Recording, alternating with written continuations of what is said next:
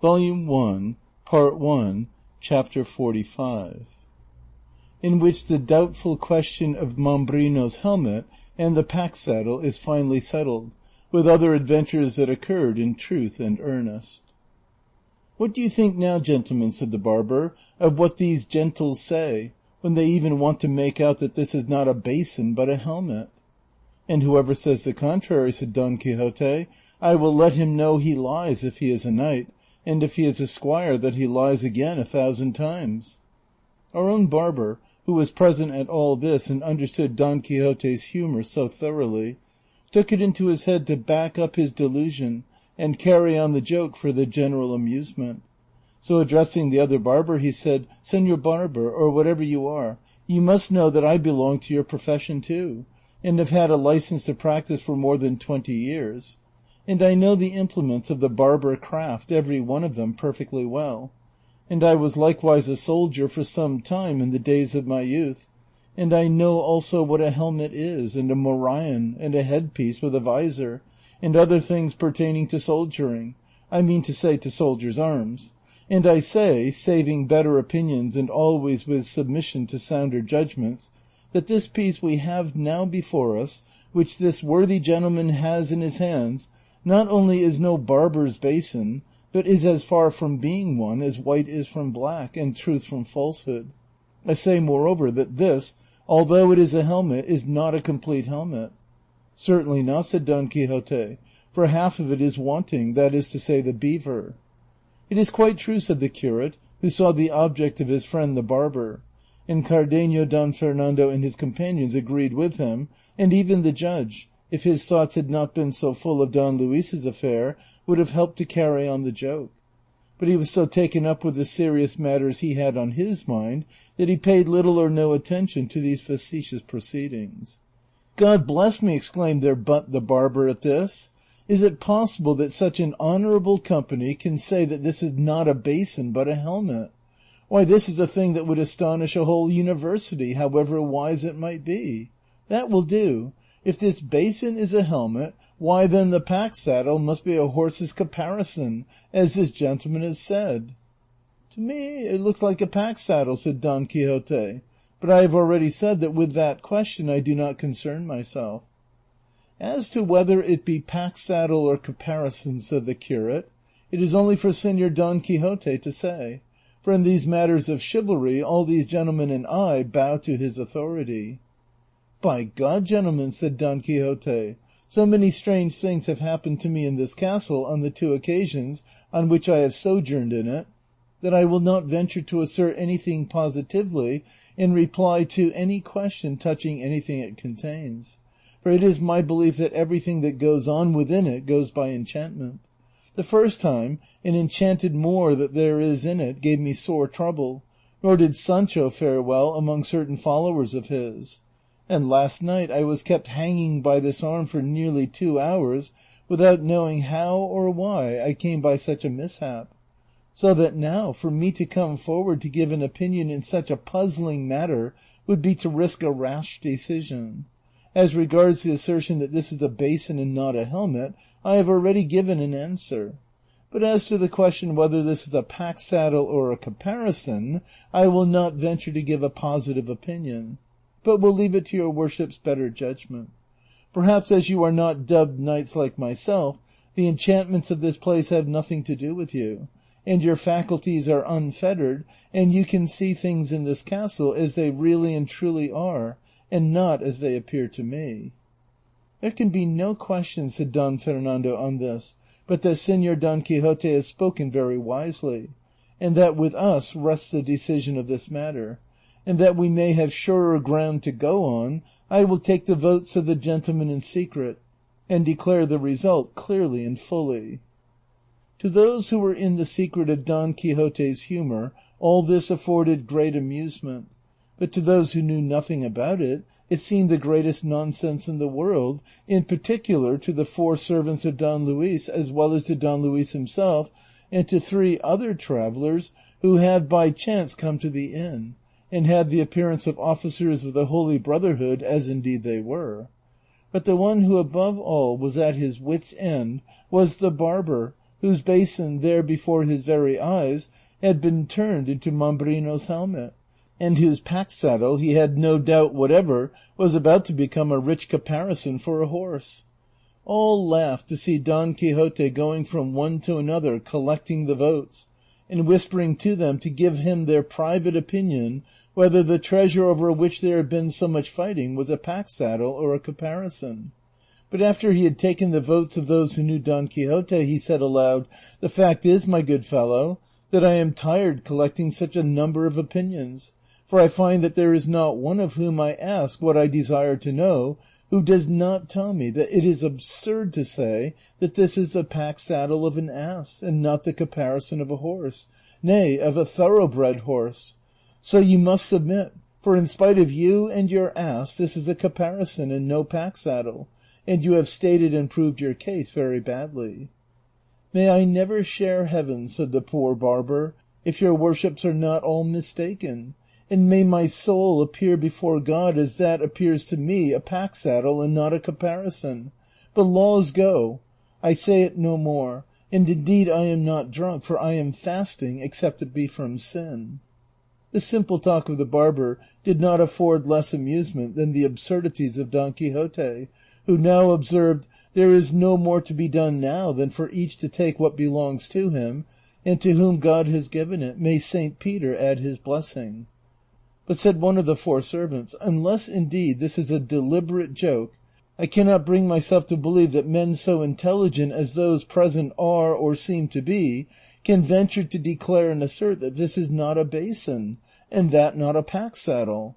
But as I perceive that they do assert and declare it, I can only come to the conclusion that there is some mystery in this persistence in what is so opposed to the evidence of experience and truth itself. For I swear by," and here he rapped out a round oath, "all the people in the world who will not make me believe that this is not a barber's basin, and that a jackass's pack-saddle." "It might easily be a she-ass's," observed the curate. "It is all the same," said the servant, "that is not the point, but whether it is or is not a pack-saddle, as your worships say." On hearing this, one of the newly arrived officers of the Brotherhood, who had been listening to the dispute and controversy, unable to restrain his anger and impatience, exclaimed, "It is a pack-saddle, as sure as my father is my father, and whoever has said or will say anything else must be drunk." "You lie like a rascally clown," returned Don Quixote, and lifting his pike, which he had never let out of his hand, he delivered such a blow at his head that had not the officer dodged it, it would have stretched him at full length. The pike was shivered in pieces against the ground, and the rest of the officers, seeing their comrade assaulted, raised a shout, calling for help for the Holy Brotherhood.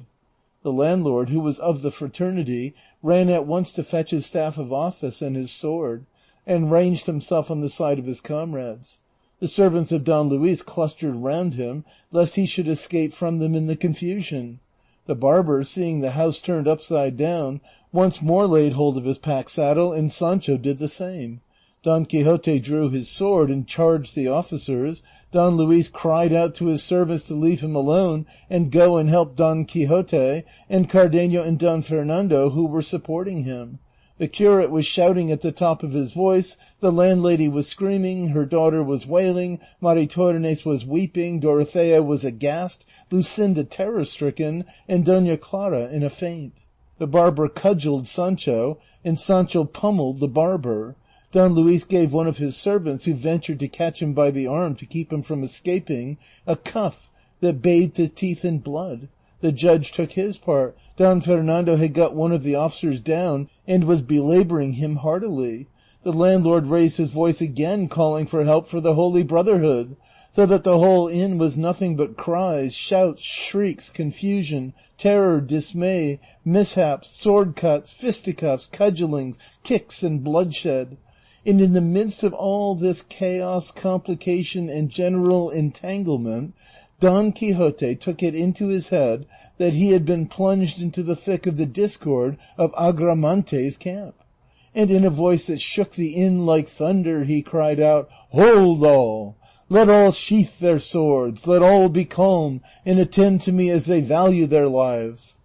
All paused at his mighty voice, and he went on to say, "Did I not tell you, sirs, that this castle was enchanted, and that a legion or so of devils dwelt in it? In proof whereof I call upon you to behold with your own eyes how the discord of Agramante's camp has come hither, and been transferred into the midst of us. See how they fight, there for the sword, here for the horse, on that side for the eagle, on this for the helmet. We are all fighting, and all at cross purposes. Come then, you, Señor Judge, and you, Señor Curate. Let the one represent King Agramante, and the other King Sobrino, and make peace among us. For by God Almighty it is a sorry business that so many persons of quality as we are should slay one another for such trifling cause."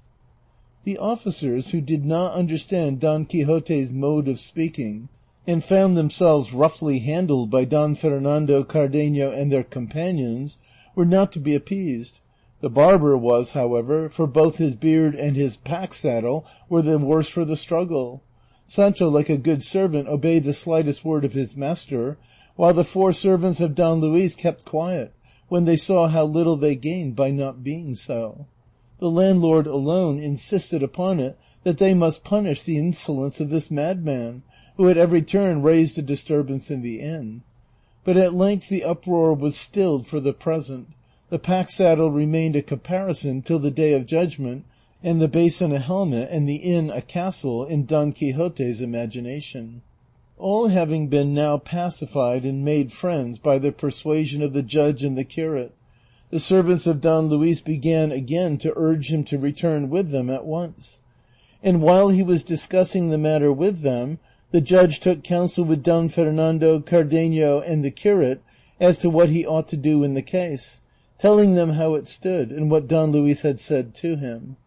It was agreed at length that Don Fernando should tell the servants of Don Luis who he was, and that it was his desire that Don Luis should accompany him to Andalusia, where he would receive from the Marquis his brother the welcome his quality entitled him to. For otherwise it was easy to see from the determination of Don Luis that he would not return to his father at present, though they tore him to pieces.